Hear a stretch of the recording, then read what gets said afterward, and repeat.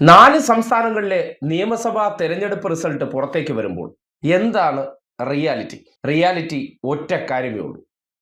ഇനി ഈ രാജ്യത്ത് സംഘപരിവാർ സർക്കാരിനെതിരെ എതിർ ശബ്ദമായിട്ടുള്ള ഒരു സർക്കാരും അവശേഷിക്കുന്നില്ല.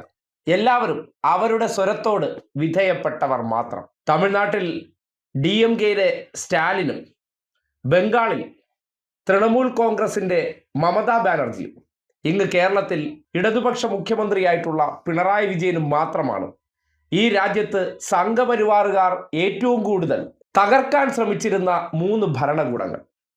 അതിന് ഉദാഹരണമാണ് the real Kerala story, real Bengal story. അതിനു പുറമെ തമിഴ്നാടിനെ സംബന്ധിക്കുന്നിടത്തോളം വിശ്വാസവുമായി ബന്ധപ്പെട്ട പല പ്രശ്നങ്ങൾ സൃഷ്ടിക്കപ്പെട്ടതും. സംഘപരിവാറിന്റെ അജണ്ട ഒന്നു മാത്രമായിരുന്നു. അവർക്ക് നേരിട്ട് ജയിക്കാൻ കഴിയാത്തിടത്തും അവരോടൊപ്പം നിലനിൽക്കുന്ന അല്ലെങ്കിൽ അവർക്ക് തിരിച്ച് വെല്ലുവിളി ഉയർത്താത്തവർ അധികാരത്തിലേക്ക് വരട്ടെ എന്ന്. അങ്ങനെ തമിഴ്നാട്ടിൽ എന്ത് വികാരത്തിന്റെ പുറത്താണ് കേവലം 6 മാസം മാത്രം പ്രായമായിട്ടുള്ള TVK എന്ന പാർട്ടി അധികാരത്തിൽ വന്നതെന്ന് ചോദിച്ചാൽ ജനത്തിന്റെ വികാരം അതായിരുന്നു.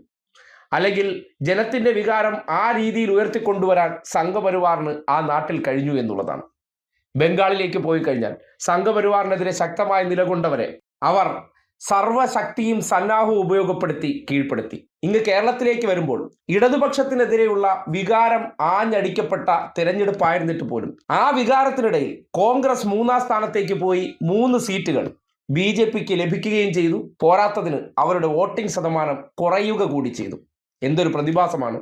വോട്ടിംഗ് ശതമാനം കുറയുകയും 3 സീറ്റ് കിട്ടുകയും ചെയ്തിടത്തെല്ലാം കോൺഗ്രസ് 3ാം സ്ഥാനത്തേക്ക് പോയി. അപ്പോൾ ഈ രാജ്യത്താകമാനം സംഘപരിവാറിന്റെ അജണ്ട കൃത്യമായി നടപ്പാക്കി എടുക്കപ്പെട്ടു.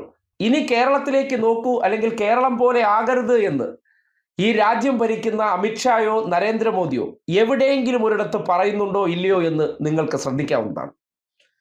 പിന്നെ ഇതൊന്നും നമ്മൾ ആരെ ഉപദേശിക്കാനാണ്?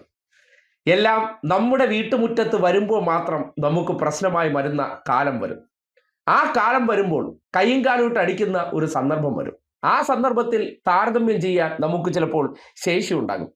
ആ താരതമ്യം ചെയ്തുകൊണ്ടിരിക്കുന്ന സമയത്ത് പക്ഷേ പ്രതിരോധിക്കാൻ സംവിധാനങ്ങൾ ഉണ്ടാകില്ല. അതാണ് ഇനി ഈ രാജ്യത്തെ റിയാലിറ്റി. എന്താണോ കേന്ദ്രം ആഗ്രഹിച്ചിരുന്നത്, അവർക്കെതിരായിട്ട് നിൽക്കുന്ന സകലമാന ശക്തികളെയും തെരഞ്ഞെടുപ്പിന്റെ മറവിലൂടെ അവരുദ്ദേശിച്ച ചില ശക്തികളിലൂടെ അവർക്ക് പിന്തുണ കൊടുത്തുകൊണ്ട് ഇല്ലാതാക്കാൻ കഴിഞ്ഞു എന്നുള്ളതാണ്. ഇനി ഈ രാജ്യത്തിന്റെ പ്രതികരണശേഷി എങ്ങനെയാകുമെന്ന് കണ്ടറിയേണ്ടതാണ്. സംഘപരിവാർ വിരുദ്ധരാണെന്ന് കേവലം ക്യാമറകൾക്ക് മുന്നിൽ മാത്രം തട്ടിവിടുന്നവരൊക്കെ അധികാരത്തിൽ എത്തിക്കഴിഞ്ഞാൽ എന്തൊക്കെയാണ് അവർക്കെതിരെ നിലപാടെടുക്കാൻ പോകുന്നത്, അല്ലെങ്കിൽ അവരോട് ഇത്രയും കാലം പുറത്തു നിന്ന് ഉപദേശിച്ച കാര്യങ്ങളൊക്കെ എങ്ങനെയാണ് നടപ്പാക്കുന്നതെന്ന് അവരവരുടെ സ്വന്തം കാഴ്ചയാൽ കണ്ടു മനസ്സിലാക്കാവുന്നതാണ്. അപ്പോൾ ഇനി ഈ രാജ്യത്ത് എതിർ ശബ്ദമുക്ത രാജ്യമായി മാറി എന്നുള്ളതാണ് റിയാലിറ്റി. ഗവർണർമാരെ ഉപയോഗപ്പെടുത്തി നിരന്തരം ഭരണ പ്രതിസന്ധികൾ സൃഷ്ടിക്കാൻ ശ്രമിച്ചിരുന്ന 3 സംസ്ഥാനങ്ങൾ, ആ 3 സംസ്ഥാനങ്ങളും ഇനിയിപ്പോൾ സംഘപരിവാർ ഉദ്ദേശിച്ച ഇടത്തേക്ക് എത്തപ്പെട്ടു. അവർ സന്തോഷവാന്മാരാണ്. ജയിച്ചത് കേരളത്തിൽ കോൺഗ്രസ് ആണെങ്കിലും അതിൽ മതിമറന്ന് ആഘോഷിക്കുന്നത് ജനൻ TV ഉൾപ്പെടെയുള്ളവരാണ്. എന്തുകൊണ്ടെന്ന് ഇപ്പോഴത്തെ അറുമാദത്തിനിടയിൽ മനസ്സിലാകില്ല. പക്ഷേ വരും കാലങ്ങളിൽ അനുഭവം ഗുരുവായി ബോധ്യപ്പെടും.